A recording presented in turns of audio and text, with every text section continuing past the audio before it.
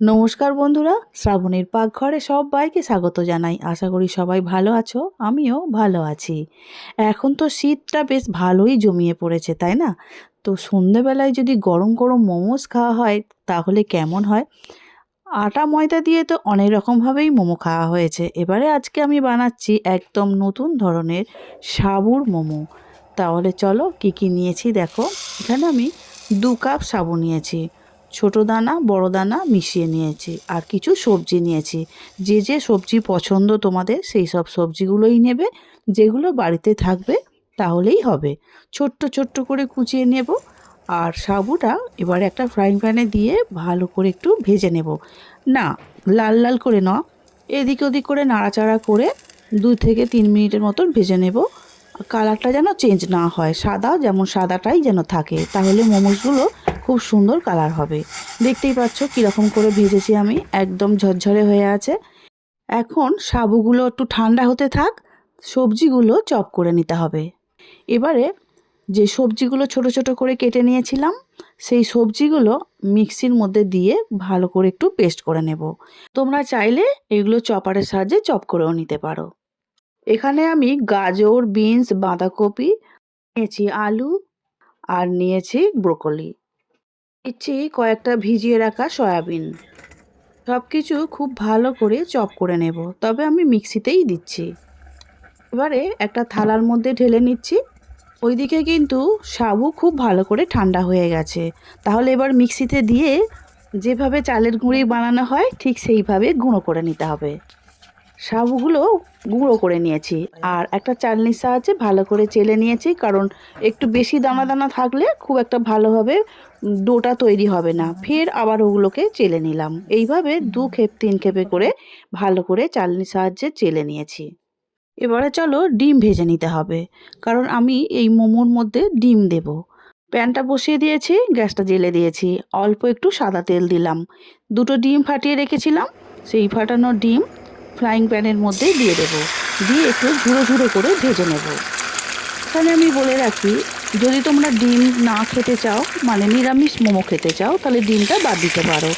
আর যদি অসুবিধা না থাকে এখানে চিকেনটাও অ্যাড করতে পারো। ডিমটা দেওয়ার পরে তাড়াতাড়ি খুন্তির সাহায্যে একটু নাড়াচাড়া করে ডিমটাকে একটু ছিঁড়ে ছিঁড়ে, যেমন ঝুরঝুরো করে ডিমের ভুজিয়া বানানো হয় ঠিক সেইভাবে ভেজে নিতে হবে। এখন ডিম ভাজাটা খুব সুন্দর করে হয়ে গেছে, দেখেই বুঝতে পারছো। এবার একটা প্লেটের মধ্যে ঢেলে নিতে হবে।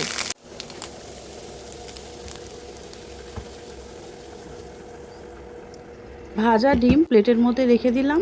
এবারে আর একটু তেল বাড়িয়ে দিলাম, ওই সামান্য 1 চামচের মতো।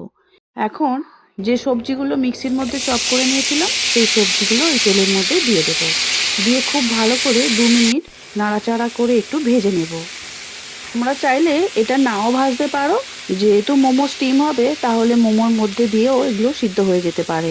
আমি একটু ভেজে নিচ্ছি কারণ টেস্টটা একটু চেঞ্জ হবে, সেই জন্য ভেজে নিচ্ছি। ভাজলে কাঁচা গন্ধটাও চলে যায় আর খেতে বেশ ভালোই লাগে, সেই জন্য একটু নাড়াচাড়া করে মিনিট 2-এর মতো একটু ভেজে নিচ্ছি। দিয়ে দিচ্ছি পরিমাণ মতো নুন, আর সয়া সস দিয়ে দিচ্ছি 1 চামচের মতো।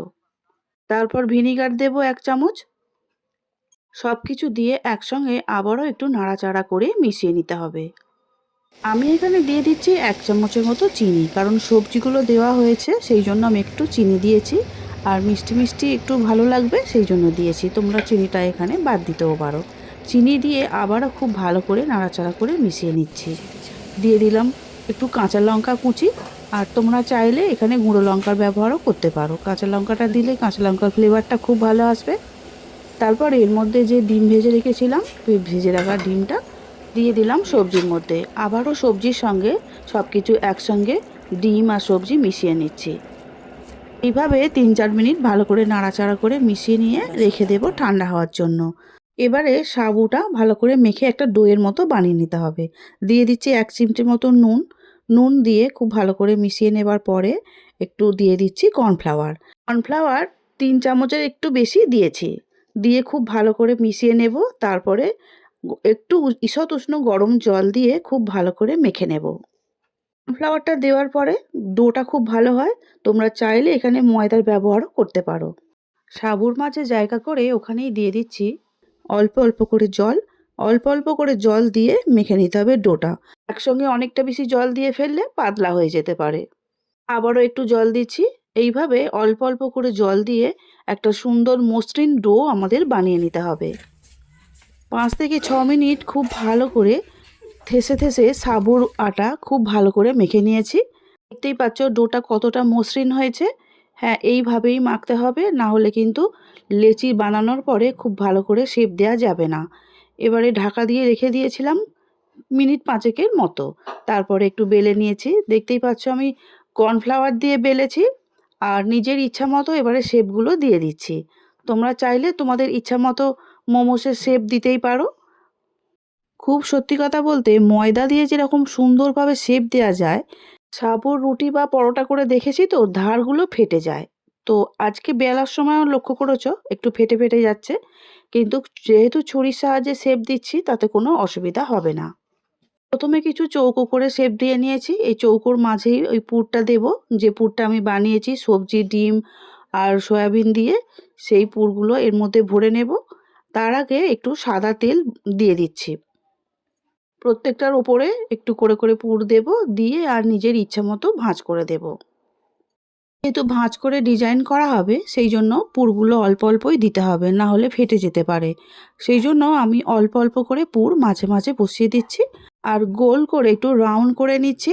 কাঁটা চামচের সাহায্যে 2 ধার একটু চেপে দেব, যাতে ধার দিয়ে পুর বেরিয়ে না যায়। আমি আবারও বলছি বন্ধুরা, তোমাদের পছন্দ মতো তোমরা শেপ দিয়ে নিও। আমি যতটা সহজভাবে বানানো যায় সেইভাবেই মোমোসগুলো বানিয়ে নিচ্ছি। এইভাবে কাঁটা চামচ দিয়ে একটু মুখগুলোকে বন্ধ করে দিচ্ছি। কিছু গোল গোল করে বানিয়ে নিই।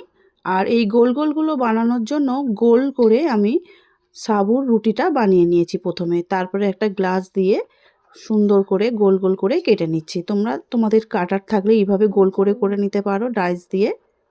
গোল গোলগুলো তুলে নেবার পরে বাকি যেগুলো আছে ওগুলো আবার পরে একইভাবে গোল গোল করে বানিয়ে নেব। এখানেও ঠিক মাঝখানে অল্প অল্প করে এই পুর দিতে থাকবো। আর যেমনভাবে বাড়িতে পুলি পিঠে বানানো হয় ঠিক সেইভাবেই এগুলোকে বানিয়ে নেব। একটা হাতে তুলে নিচ্ছি আর দেখো আমি কিভাবে, যেইভাবে বললাম না যেভাবে পুলি পিঠেকে তৈরি করা হয়, দুটো মুখ জোড়ার পরে তারপরে আস্তে আস্তে হাতে বুড়ো আঙুল দিয়ে একটু চেপে চেপে এইভাবে করে দেবে, তাতে দেখতেও সুন্দর হয়। আর এইটা একটু ঘুরিয়ে অন্যভাবেও বানিয়ে নেওয়া যায়, তোমরা সেটা তোমাদের ইচ্ছা মতো করে নিও। আমি এইভাবে সহজভাবেই এটা আমি বানিয়ে নিচ্ছি, যেটা আমার খুব সহজ লাগে। আমি সেই সব সহজ পদ্ধতিগুলো তোমাদের সঙ্গে শেয়ার করলাম। এগুলোও কিন্তু বেশ সুন্দর দেখতে হয়েছে জানো তো। সমস্তগুলো যখন রেডি হওয়ার পরে একটা প্লেটের মধ্যে তুলেছি তখন কিন্তু খুব সুন্দর দেখতে লাগছিল। তোমরাই দেখে বলো তো কেমন দেখতে হয়েছে আমার মোমোসগুলো। এবারে চলো, একটা কড়া বসিয়ে দিয়েছি, কড়ার মধ্যে বেশ অনেকটা জল দিয়েছি।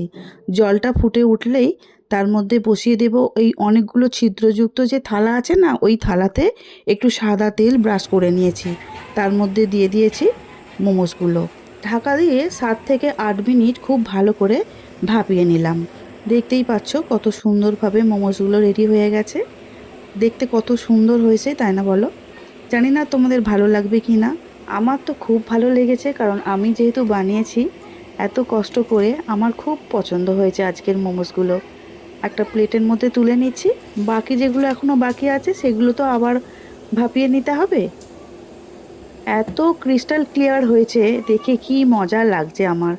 ভারী সুন্দর দেখতে হয়েছে আজকের মোমোসগুলো। সেই জন্য আমি চোখ ফেরাতেই পাচ্ছিলাম না নিজে দেখে যে এত সুন্দর হয়েছে। তাহলে চলো বাকিগুলো আবার দিয়ে দিচ্ছি। এই মোমোসগুলো ঢাকা দিয়ে 7 থেকে 8 মিনিট খুব ভালোভাবে গ্যাসের জোরটা বাড়িয়ে দিয়েই কিন্তু করতে হবে। তোমরা সবাই তো জানো পুলি পিঠে যখন ভাপানো হয় তখন গ্যাসের জোরটা বাড়ানোই থাকে। সেইভাবে আমি সেকেন্ড ব্যাচটাও ভাপিয়ে নিলাম। এই মোমোগুলো সুন্দরভাবে সিদ্ধ হয়ে গেছে, দেখতেই পাচ্ছ।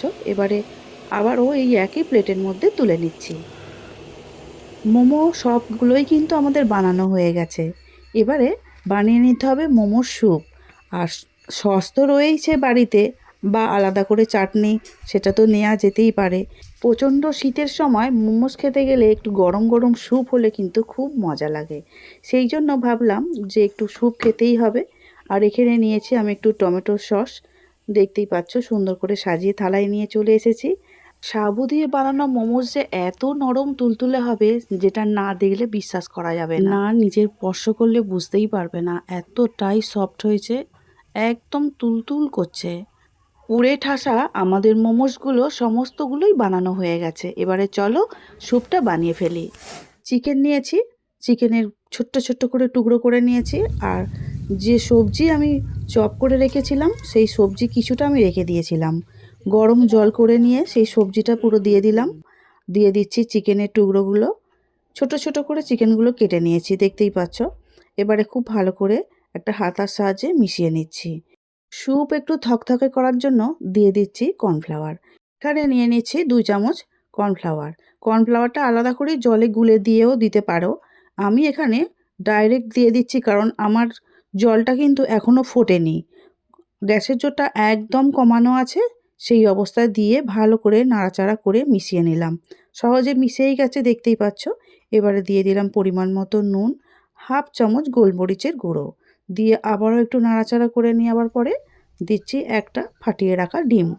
ডিমটা দেওয়ার পরে দিয়ে দিলাম সয়া সস, ভিনিগার, সব হাফ চামচ করে।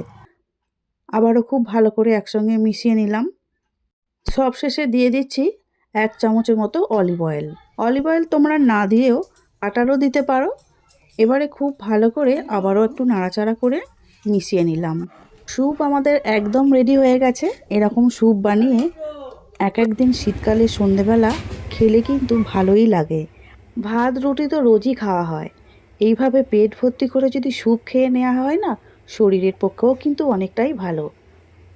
আজকে আমার সাবুর মোমোসগুলো কেমন হয়েছে আর চিকেন স্যুপ বানানোটা কেমন হয়েছে, সেটা কিন্তু অবশ্যই কমেন্ট করে জানাবে তোমাদের কেমন লেগেছে।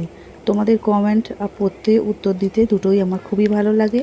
আর সবচেয়ে বড় কথা কি, আমি অনেকটাই উৎসাহ পাই আবারও একটা নতুন রেসিপি বানানোর জন্য। আজ তাহলে আসছি, দেখা হবে অন্য দিন নতুন রেসিপি নিয়ে।